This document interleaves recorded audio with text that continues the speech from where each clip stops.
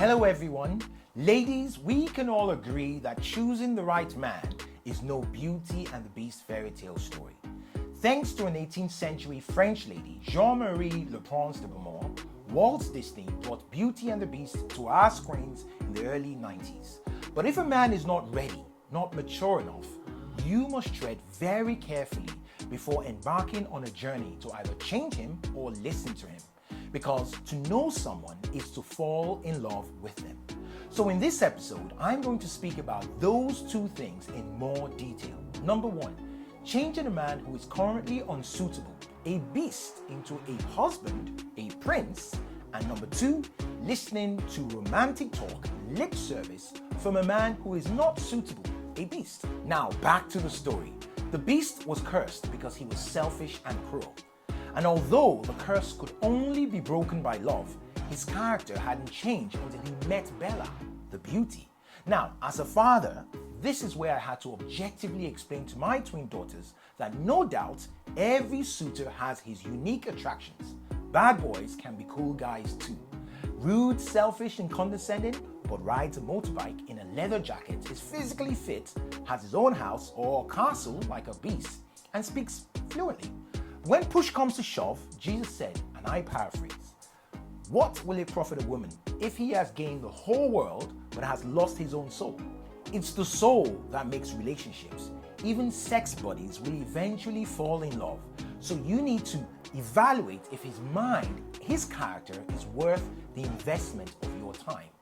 Materials are very important because let's face it, Ecclesiastes chapter 10 verse 19 says, money opens the doors to all opportunities. You can advance your career, accommodate kids, build a nice house, and be comfortable with money. What no one tells you is that depression, anxiety, worrying if your husband is cheating, feeling unloved, abandoned, insecure in a relationship is not worth the price. Love is priceless. What value is a broken home in a nice house? It's about striking the right balance. You need someone who is compatible to make that choice based on where you are now and where you hope to be. Someone interesting and fun would be nice, but not higher up the scale when making a decision. Choose based on love, based on character. And of course, it is important that you have a man who has some sort of plan for the future. Now, don't choose just because he loves you now, as his initial romantic feeling will pass. It needs to mature with time. Love needs to mature with time and not stay at the same level. Think about it this way. You can't change zero. 0 times 1 is 0. And 0 times a million is still 0. If he is selfish, no matter how much love you show him, he will remain a selfish person. And as soon as you fall out or have an argument, you will fall back into his bad books and discover how he selfishly treats others is how he will end up treating you. So watch him. See how he is towards strangers. Compassion is the first and most important prerequisite for making a choice about a man. If he is not kind, he won't be kind to you. In the Bible, Boaz wooed Ruth because of his kindness, an absolute gentleman who was also kind to his staff and everyone else around him. Research his past. Now, it may sound controversial, but meet his ex if possible, or at least his friends. Or if he has kids, meet those kids as well. See how they are towards him and what kind of company he keeps, because you can often tell a lot about a man by the company of the friends he keeps. Go out on dates and watch how he talks to the waitress, the staff, the driver. Kindness is not a sport, it's a way of life. If he is kind to others, he will be kind to you.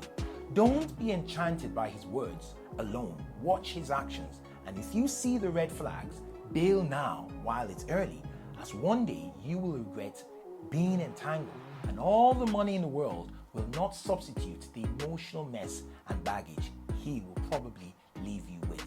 Don't sell your soul. Jesus said, love your neighbor as yourself is the greatest commandment. Watch how he treats his neighbor. So if you, as a woman, submit your years to Lucifer's son, with time, you will grow to love him too.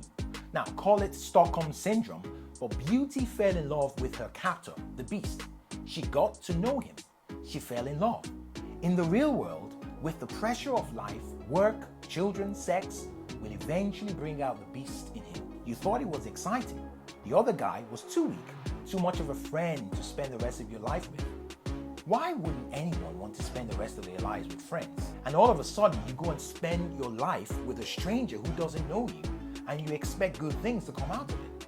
It ends up in tears, as you will feel like a prisoner in your own home. A man will fall in love for a woman just by seeing her. On the other hand, a woman will fall in love with a man by continuing to hear him. If you are a good man listening to this message, just continue to talk to her, listen to her, and be kind to her. Don't judge her. Show her by your actions. It takes time, but it's worth the investment. My wife and I hit it off straight away. And despite our very good start, my wife didn't consider me to be a suitable husband until I invested more time with her. So, guess which one sticks stronger? The visual seeing man or the audio hearing woman? I won't answer that. You can leave a comment for me below to tell me which one runs deeper, visuals or audio, and explain why. Which one is able to really affect the heart and grab and keep the heart longer? I hope to cover even more aspects of making the right choice of a husband in my next video in these series. Finding a wife, choosing a husband, for men and for women. So do check it out. Do also remember to subscribe to this channel, The Wisdom Room, on YouTube to get a notification when I post the next one. Thank you very much and God bless.